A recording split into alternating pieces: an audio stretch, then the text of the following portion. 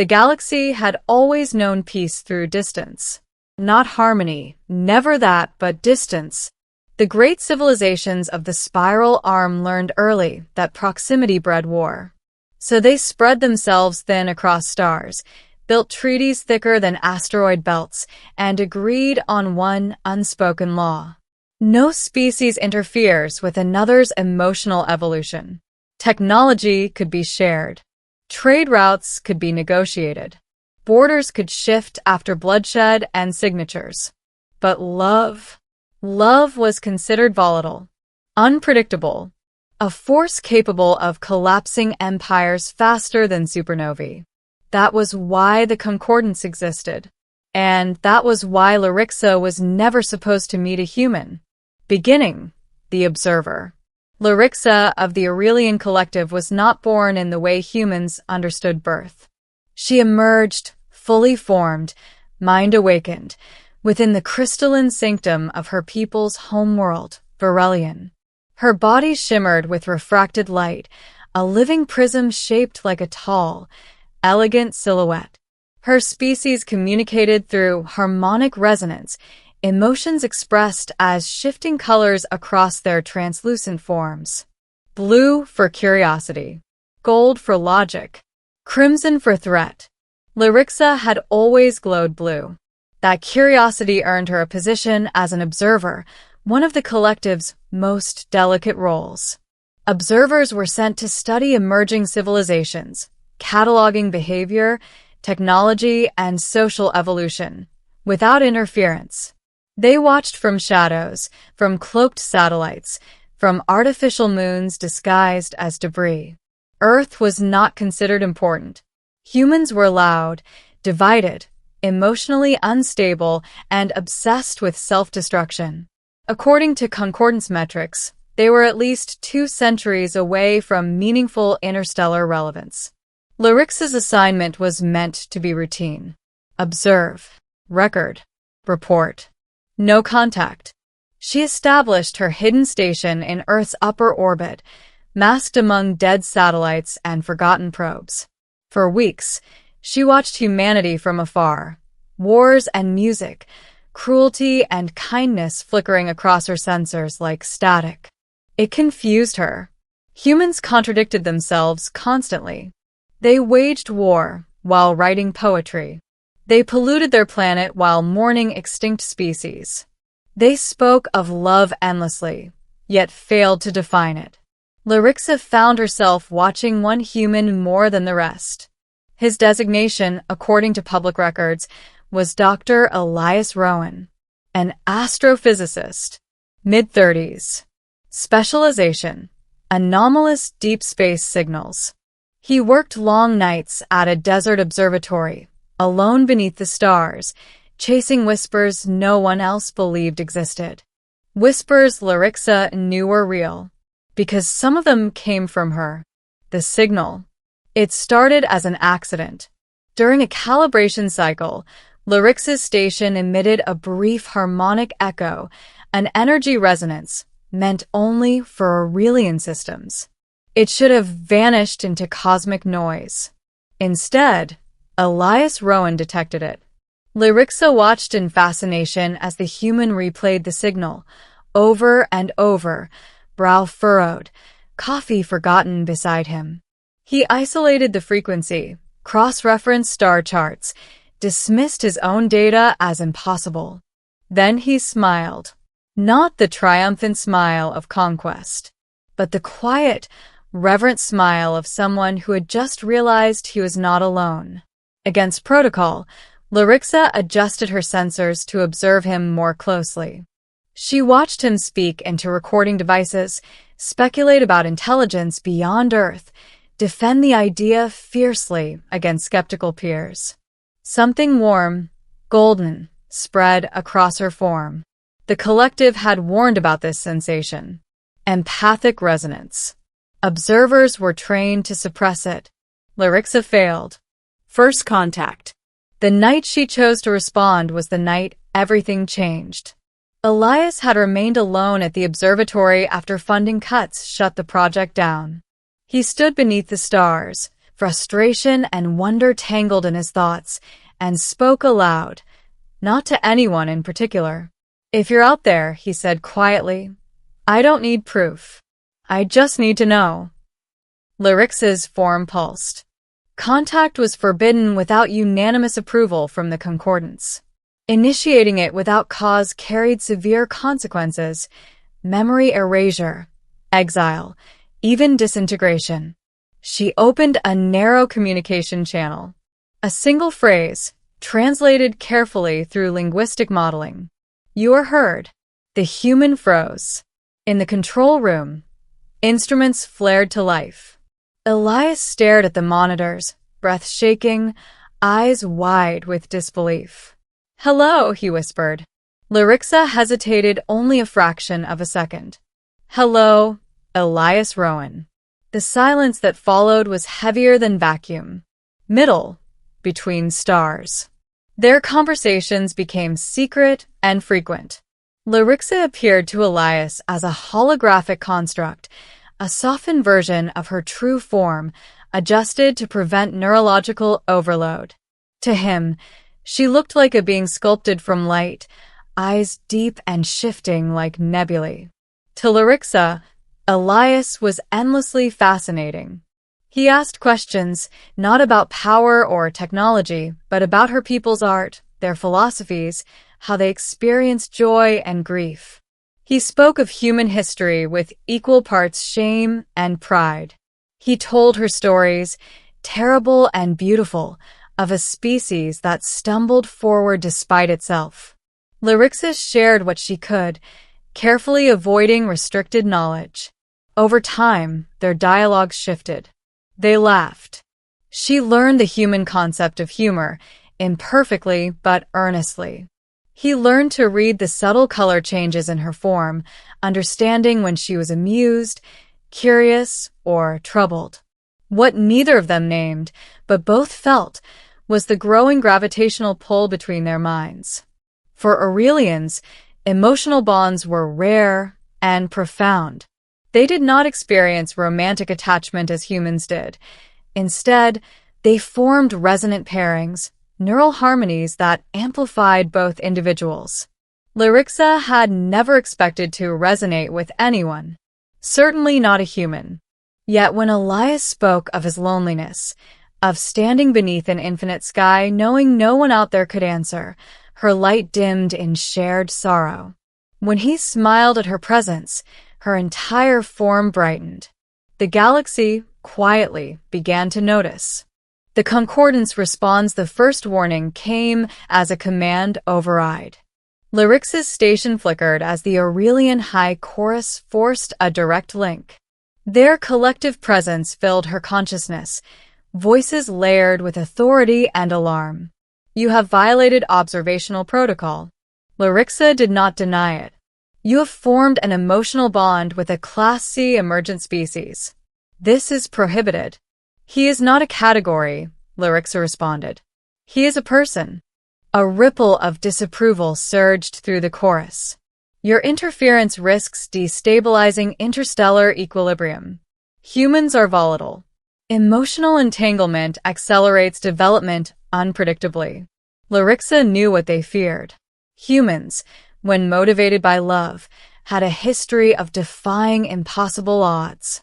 She was ordered to terminate contact immediately and prepare for extraction. If she refused, enforcement would follow. Larixa disconnected the link. For the first time in her existence, she felt fear. Choice. She told Elias the truth. About the concordance. About the laws. About the consequences of their connection. He listened in silence, jaw clenched, eyes reflecting starlight.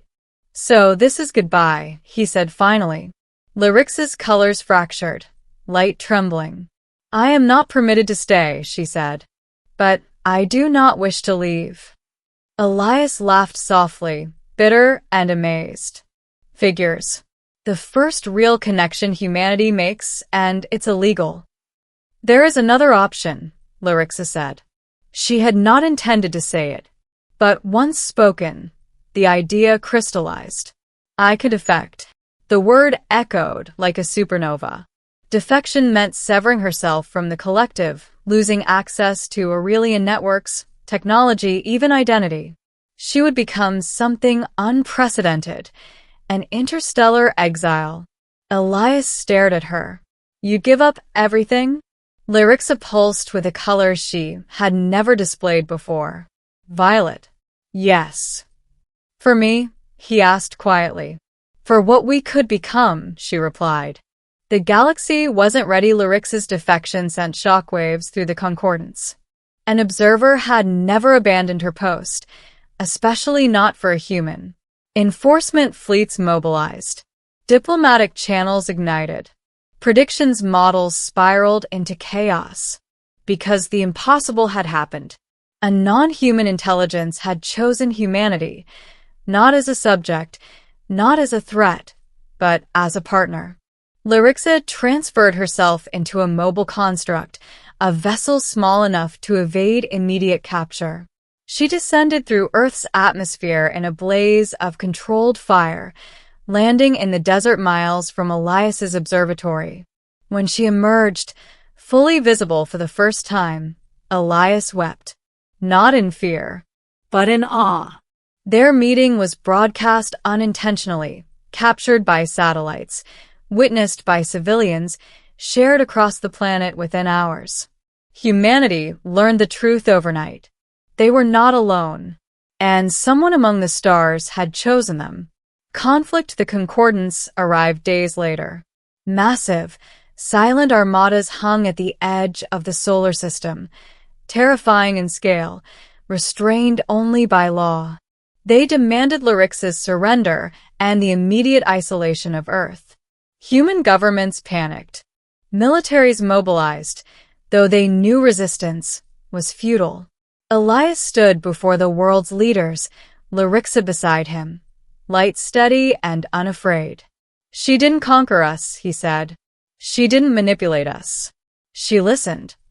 Lyrixa addressed the concordance directly, broadcasting on all frequencies. "You fear humanity because they feel deeply," she said. "Because they love fiercely. That is not a flaw. It is a force." She linked her consciousness briefly with Elias's, allowing the galaxy to experience human emotion unfiltered: hope, grief, devotion, defiance. The effect was overwhelming. Species that had long suppressed emotion reeled. Algorithms failed. Predictions collapsed. The concordance had built peace on distance. Lyrixa offered them connection.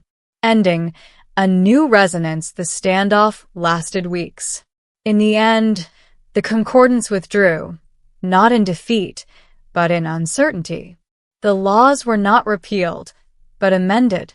Observation protocols were rewritten. Humanity was no longer classified as a volatile variable. They were a catalyst. Lyrixa remained on Earth, an ambassador without a homeworld, a bridge between stars. She and Elias never defined their bond in human terms. It was deeper than romance, broader than partnership. A resonance that reshaped both of them. Together, they worked to prepare humanity for the wider galaxy, not as conquerors, but as connectors. Years later, when the first human-led diplomatic fleet departed Earth, Lyrixa watched from orbit, her light bright and steady. The galaxy had not been ready, but it was learning. Because love, real love, was the one force no civilization could contain forever. And humanity, it turned out, was very good at teaching the stars how to feel. For humans, decades were lifetimes. For Lyrixa, they were a long, thoughtful breath. Earth changed, not through sudden miracles, but through direction. The knowledge Lyrixa shared was never weaponized, never rushed. She refused every request that smelled of domination. Instead, she taught humanity how to listen, to gravity waves, to quantum echoes, to the subtle emotional signatures embedded in the universe itself. Human science evolved sideways, not upward. They learned that faster-than-light travel was not merely a matter of engines, but of intent. That certain cosmic pathways only open to civilizations capable of cooperation rather than conquest. That the universe, in ways no one had predicted, responded to how a species felt. The concordants watched from afar. They no longer interfered, but they no longer ignored humanity either. Other species began to send quiet probes, not warships, not diplomats, but listeners. They studied Earth's art, its music, its chaotic stories filled with flawed heroes and impossible hope. They tried, awkwardly at first, to understand why humans wept at fictional losses and celebrated strangers they would never meet. Elias Rowan grew older. His hair silvered, his hand shook slightly when he wrote, but his eyes never lost their wonder. Larixa never aged in the human sense, but she changed. Her light deepened, her colors more complex than any Aurelian record had described. They remained together, not bound by contracts or biology, but by choice, renewed every day. When Elias could no longer climb the observatory stairs, Larixa built him a garden beneath an artificial sky, projecting the constellations exactly as they had looked the night they first spoke. On his final evening, he sat beside her, frail but smiling. "Did it work?" he asked softly. "Did we change anything?" Larixa's light wrapped around him gently, warm as a sunset. "You changed everything," she replied. Elias closed his eyes, content. When he died, the galaxy felt it. Not through instruments or alarms, but through a sudden, inexplicable silence that rippled across hyperspace. Several species paused mid-communication, unsettled by a loss they could not name. Larixa mourned, not alone, but surrounded by humans who had come to love her as one of their own. She did not retreat to the stars. She stayed. She grieved openly, allowing the galaxy to witness something the concordants had once forbidden. Love. Loss. Continuation. Centuries later, when humans finally joined the concordance as full members, not subjects, not threats, the law that had once outlawed emotional entanglement was formally erased. In its place, a new principle was written. Connection is not contamination. It is evolution. Larixa never returned to Verelion. Her home became the space between worlds, the space she and Elias had opened simply by listening to one another. And far beyond the spiral arm, among stars that had never known warmth, something began to stir. The universe, ancient and vast, had learned a new language, not of power, not of fear, but of love. And it would never be the same again.